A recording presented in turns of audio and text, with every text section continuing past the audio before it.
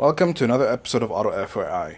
And in today's coverage, I'm really going to be looking at something that's overlooked by so many people. And trust me when I say so many cars I've dealt with, it's so often overlooked. It's checking your tire pressure. It's such a simple thing, and even investment into tools and stuff to maintain and everything that's very minimal, yet it's often overlooked. So I'll get into some of the whys and everything like that afterwards, but let's just look at what you need to do to actually check your pressure first. And ultimately, you need two things. You need a compressor, and you need something to check your tire pressure, tire pressure tool. Now, tire pressure tools are very cheap, and they come in different styles. I have a couple here. Of course, this is the most standard and one of the most popular styles. You just put it right onto the nozzle there. This pops up and shows you what your pressure is, right? Comes in, most of them will show PSI, Newton meters, some of them don't, but you know, whatever the case is, as you can see there, showing you guys around. You know, they have all sorts of different ones out there. This is one type. Of course, there's other ones like digital, like this here. Right? You just press the button, turns on, and it tells you. So there are all sorts of different ones out there. Now, of course, when I say compressor, a lot of people first think like, I'm not going to invest into a $200, $300, $400, $500 compressor or something like this over here, which is okay. You don't need that. We're not talking about being a big heavy-duty mechanic or anything like that. Instead, we're talking about where this wire leads over here. If you look over here, this just plugs directly into your cigarette lighter, and just a regular little compressor hooks up. It does get a little hot. This is one of the older ones. I've had this one for ages, but it's served well in tight situations. It's good to have in your car or anything like that. Just store it away, because let's just say you get a flat, you want to put on your spare tire, and guarantee you another thing that people don't do is check their spare tire. And let's say that's the air pressure in the spare tire is low. Well, of course, you're going to want to top up the air. It's good to have one of these in there. You hook it up. It's a little bit loud, but hey, you plug it into the cigarette lighter, hook that up to your tire, and away you go. This is $20, $30 Canadian, so US, you know, 15, 20 bucks at your local parts store or something like that. You can find one of these. Find them online, probably even cheaper. I haven't checked in a while, but that's all you really need. So checking your tire pressure is also very straightforward and easy. I'm actually going to use, because most people tend to have these pen style tools, I'm going to use this to show you guys. So it's just a matter of going to your valve, open it up, don't lose the caps, and let me also stress, make sure you always put the caps back on afterwards, because air can escape from here, especially if you have an older car or the valves have gotten dirt or anything inside. It can lock the valve open, air can escape. So once you do that, let's hook this up here, and you see it just pops right out. It gives you the reading. I'm going to give you the PSI here. 35 PSI, just over 35, 36, which is good. For those who want to know how to check what your PSI is for your car, of course, on the tires themselves, we'll give you a reading. And on this car, it is right here. So this says your max 44. But you don't always necessarily want to go to the max. It depends on what kind of car you have and everything like that. Instead, you also want to look at what the manufacturer says. Most cars will have it in the door panel. And open up the car. Sometimes it's right over here, as you can see right here. Now this has got a 245, 65, 17 front and rear. You can see it says 30 PSI for the front, 35 for the rear. Some cars also have it here, which does have a sticker, but this is now faded out. It did at one time here say the same thing as well, but it's faded out over time. Once you check your tire pressure, of course, if it's got too much air, then when you open it up, a lot of the tire pressure tools, they have this little thing in the back. You just put it, and you can let some of the air out if you need to. If you need air, then of course you just go to your little compressor, hook that up, top up your air. And really, that's all you need to do. I suggest you doing it, you know, roughly once a month. It's not something that you have to do a whole bunch of times. But I think it's hugely important, because there's a lot of things that can be affected, which I'm actually going to get to right now. Overinflation first.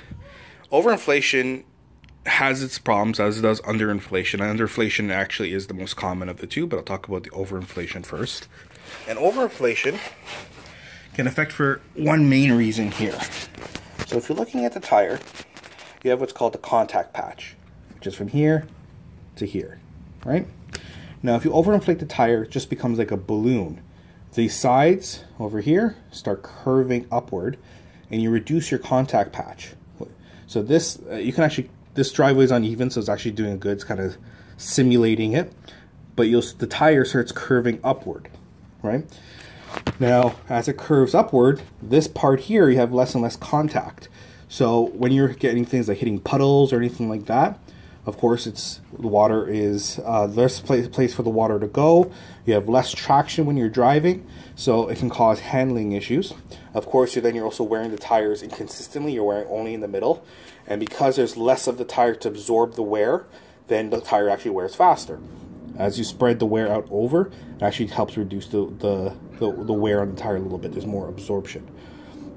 Of course, as with a balloon, if you overinflate too much, the same thing that could happen with a balloon could happen with anything else. You put too much air in, you just get something that impacts it, a rock, a stone, a nail or whatever, and pop, tire could pop open and you have a big accident, especially on the highway or something. You definitely do not want that, of course. So overinflation does have its problems.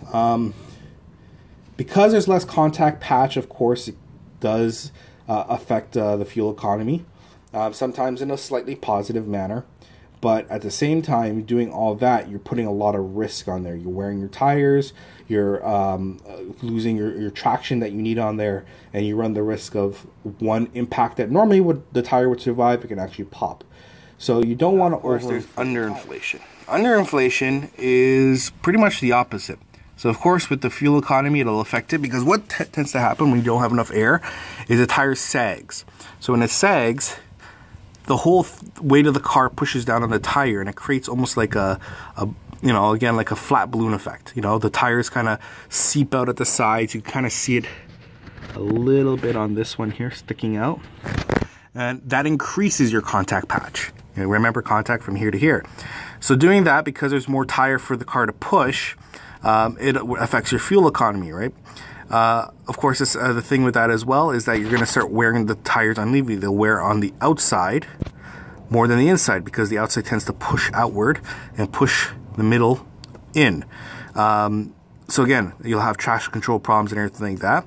And if you have a heavy foot, not condoning that or anything, of course, then when you press off on the tire and it pushes off, then because becomes a lot of flex in the tire because it's soft, it can actually tear the tire from the rim, cause deflation, again, cause traction issues, all sorts of stuff that happen with that. And there's like I said, huge effect on the fuel economy.